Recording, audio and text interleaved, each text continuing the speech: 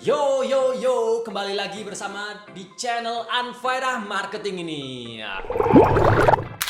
Masih seperti episode sebelumnya, kita masih ditemani dengan Mas Nasrul dari iPlan.id. Nah, untuk tema kali ini, video kali ini kita akan membahas sesuatu yang spesial, Mas Nasrul. Waduh, semuanya Yang semua orang ini lagi hot-hotnya ini membahas ini. Bagaimana berbisnis di musim corona. Musim corona. Enggak, jangan gitu dong. Nanti kan berulang lagi. Iya, bukan musim, namanya apa ya Mas ya? Pandemi ini. Pandemi lah, istilahnya pandemi ini. Jadi gimana nih Mas? Banyak orang nih ya yang bingung nih, pengen bisnis tapi kok corona. Udah bisnis tapi bisnisnya lagi turun karena corona. Nah ini sebagai seorang pelaku bisnis ini, kita sebagai pelaku bisnis kita harus gimana sih Mas Nasrul? Nah ini kita akan bahas nih. Sebelum itu kita tanya nih, di iPlan.id ini terdampak nggak sih sama corona ini? Apanya yang didampak? Yang dampaknya di mana ya dulu? Ya itulah masalah lo. Ya. Masalah inilah, pasti masalah ininya lah. Kalau di operasionalnya berdampak. Pengirimannya. Cuman untuk orderannya, kalau corona ini baik, mau terima kasih. Masalahnya nggak tahu nih baiknya sampai kapan gitu. Oh, maksudnya baik ini? Ya karena corona orang kan di rumah aja butuhnya, mungkin jiwa-jiwa mau menanam sendiri ini naik. Jadi masa corona ini iPlan tadi malah meningkat ini penjualan. Tapi saya bukan konspirasinya ya. Enggak bisa ini Saya berarti bukan konspirasi. kira-kira ini Bill Gates ini konspirasi sama iPlan ini. Gara-gara ini mungkin karena iPlan.id nih kata. Tapi gini deh, kalau iPlan.id ini kan kalau bisa berterima kasih sama corona, terima kasih lah. Kalau seandainya faedah gimana? Terima kasih pada corona guys. Aduh.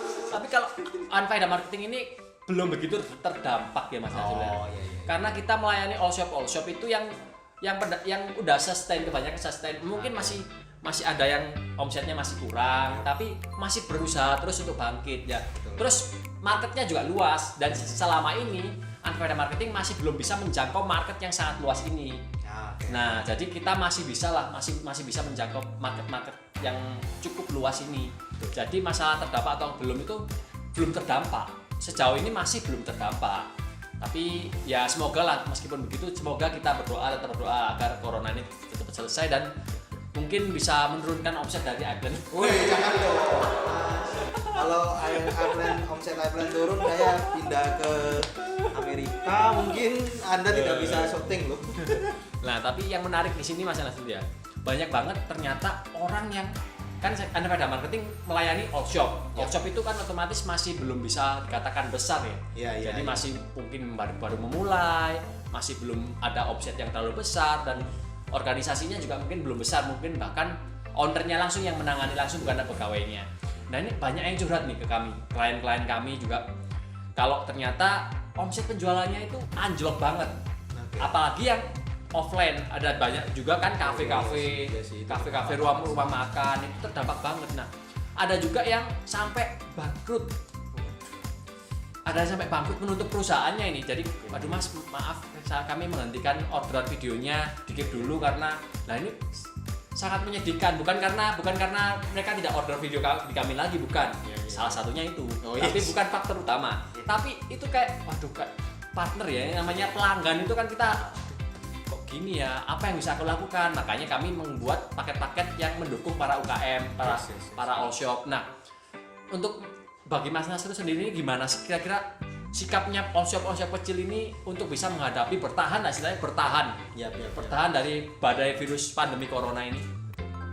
Kalau yang pertama adalah kalau all shop yang udah jalan, pastinya dia punya base customer yang kuat. Oke. Iya kan? Kalau emang ngumpulin database ya. Semoga all shop sudah asumsinya kalau udah ada database lah gitu ya. Nah, setelah itu ditanyain karena ada bisnis yang mati, selalu ada bisnis yang hidup. Nah, kemungkinan kemarin base customer-nya adalah kebutuhannya yang produk yang hari ini. Boleh jadi hari ini bergeser. Nah, ini kalau nggak ditanyain, para pebisnis kayak kita juga nggak tahu kan.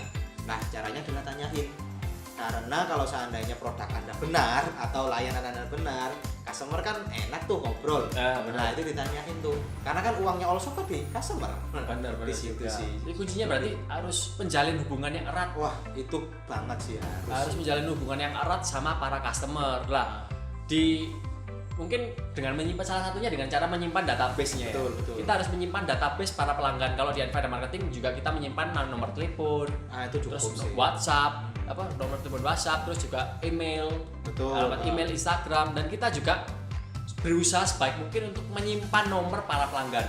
Wah, itu wajib. Dan juga para pelanggan diusahakan juga menyimpan nomor kita. Karena apa? Kalau kita update status di WhatsApp, itu bisa saling jualan, bisa saling terkoneksi dengan baik lah. Kalau di Anfada Marketing modelnya seperti itu. Cuman ya mungkin untuk saat ini juga masih belajar. Kami juga masih belajar untuk bisa lebih erat lagi dengan customer lah. Nah, masalahnya ini kan pandemi nih. Kita lagi menghadapi pandemi yang cukup besar nih. Krisis di mana-mana. Pandemi ini kalau bukan hanya masalah tentang virusnya aja, tapi efeknya ini apa? Krisis ekonomi. Saya pernah, Mas Nasul, tahun 2019 ada berbagai macam pakar ekonomi yang ngomong nih. Nggak ngomong ke saya bukan siapa-siapa. Tapi dari berbagai macam channel YouTube, dari berita, dari jurnal apalah itu namanya. Nah, saya mendapatkan insight kalau tahun 2020, saya mendengarkan ini tahun 2019 ya. Kalau tahun 2020 dan 2021, Indonesia dan dunia akan menghadapi yang namanya krisis ekonomi. Nah, masalahnya ini, begitu masuk ke tahun 2020, ternyata corona lebih jadi. Tapi gini, tanpa adanya corona, Indonesia akan terdampak krisis. Nah, begitu ada corona, krisisnya ini makin besar, makin melebar, dan puncaknya diperkirakan akan ada tahun 2021.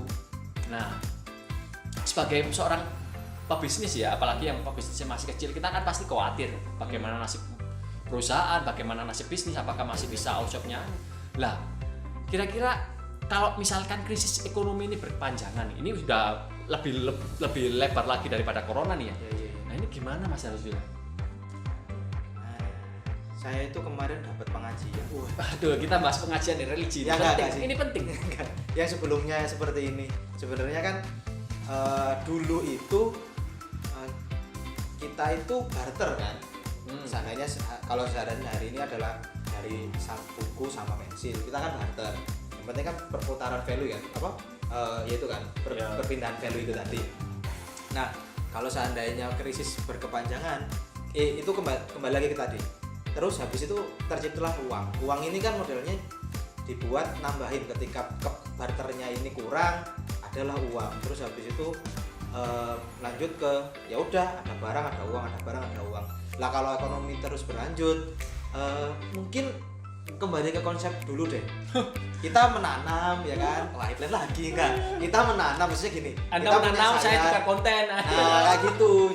Jadi yang value-nya yang sama nih yang mana? Mungkin itu, cuman kan jeleknya adalah nggak bisa diukur kan. Kalau kaya nggak bisa kaya banget karena nggak kelihatan gitu. Ya mungkin itu bisa jadi solusi, cuman itu nggak tahu solusi apaan.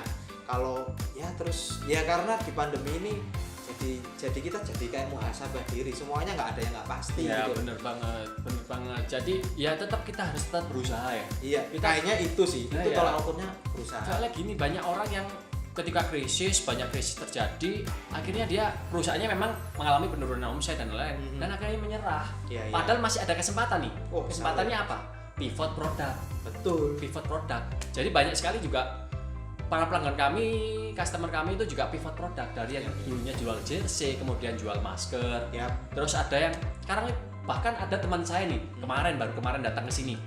Dia menjelaskan baru buka bisnis nih, omsetnya udah ratusan juta per bulan. Jual apa kira-kira Mas? Jual madu nggak sih?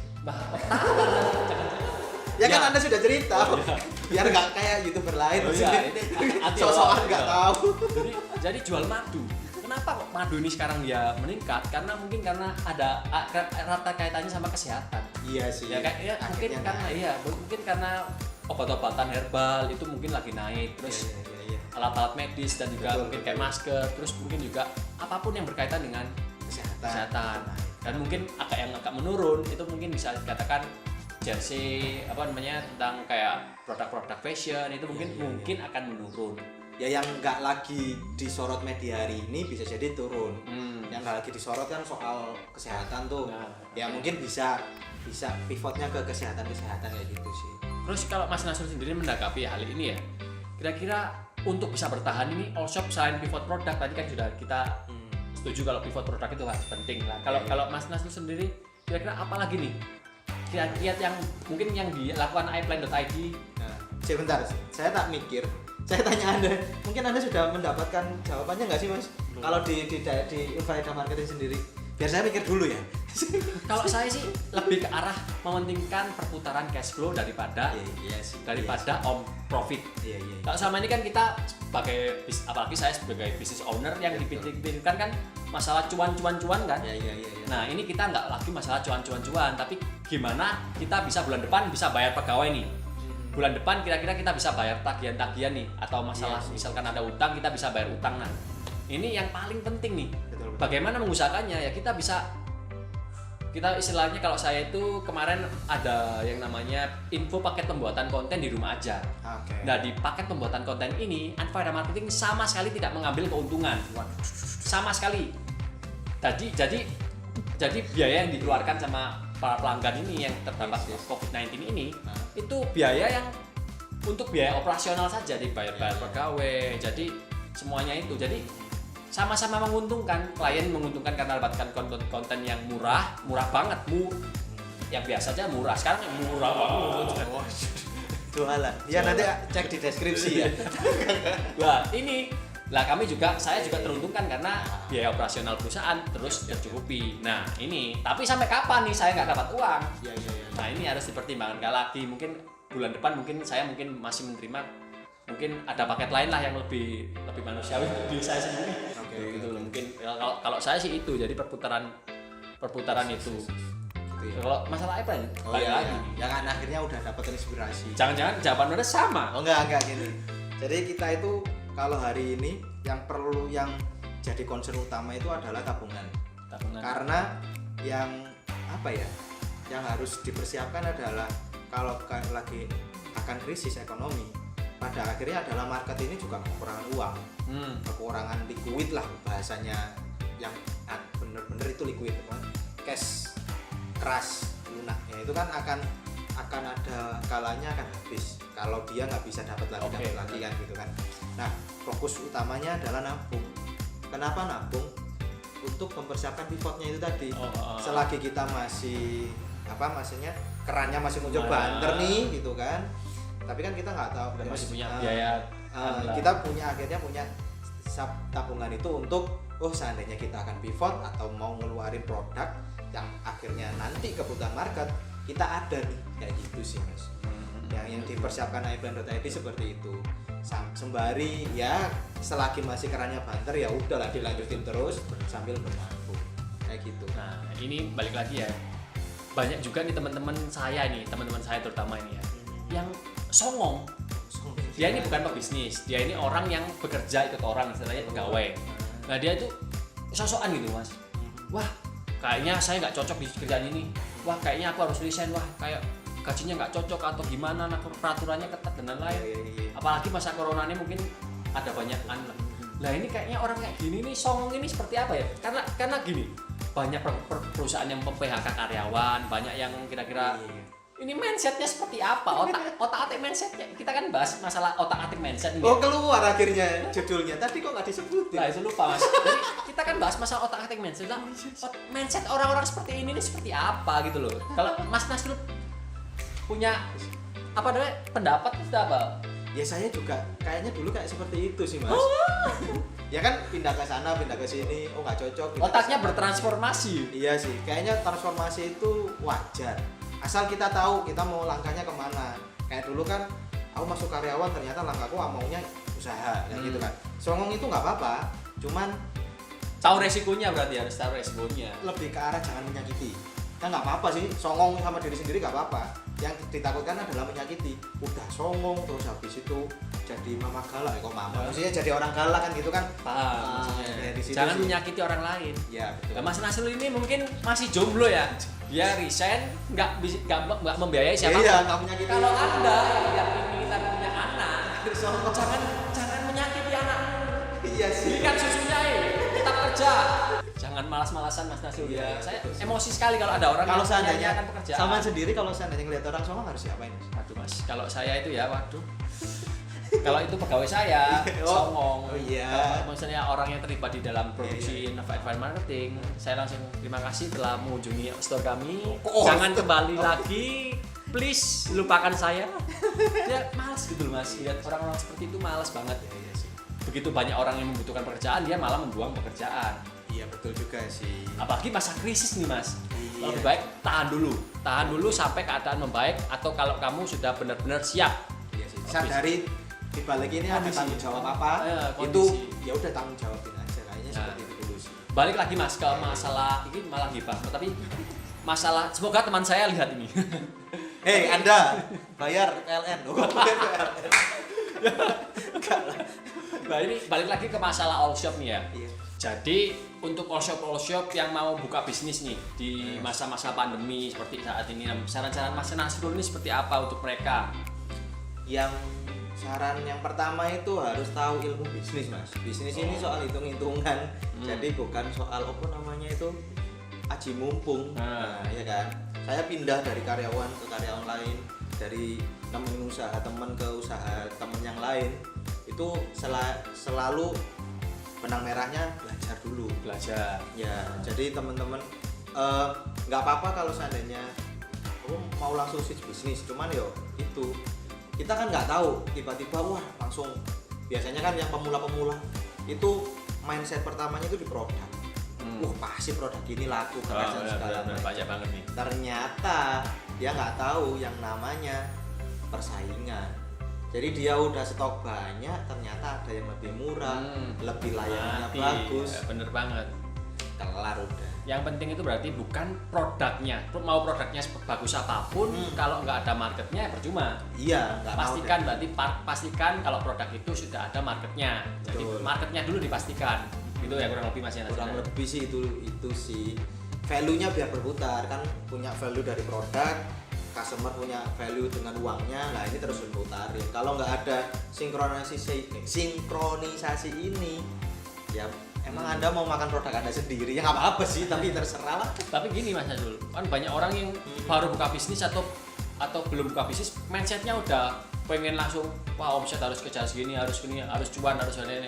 Padahal kan memang cuan itu penting, tapi kan yang paling penting daripada itu kalau mau dibongkar di sini ya, itu kan masalah ilmu yang tadi sampai Mas Nasrul pindah dari bisnis A, bisnis B, bisnis C, pindah pekerjaan dan lain, itu kan yang dicari mungkin memang uangnya, tapi kan yang sampai membuat Mas Nasrul seperti saat ini kan itu bukan itunya, tapi kan value uang value uang maksudnya ilmunya dari bisnis satunya itu bukan uangnya. Kalau uangnya udah habis ya ilmunya ini masih ada kan? Masih ada.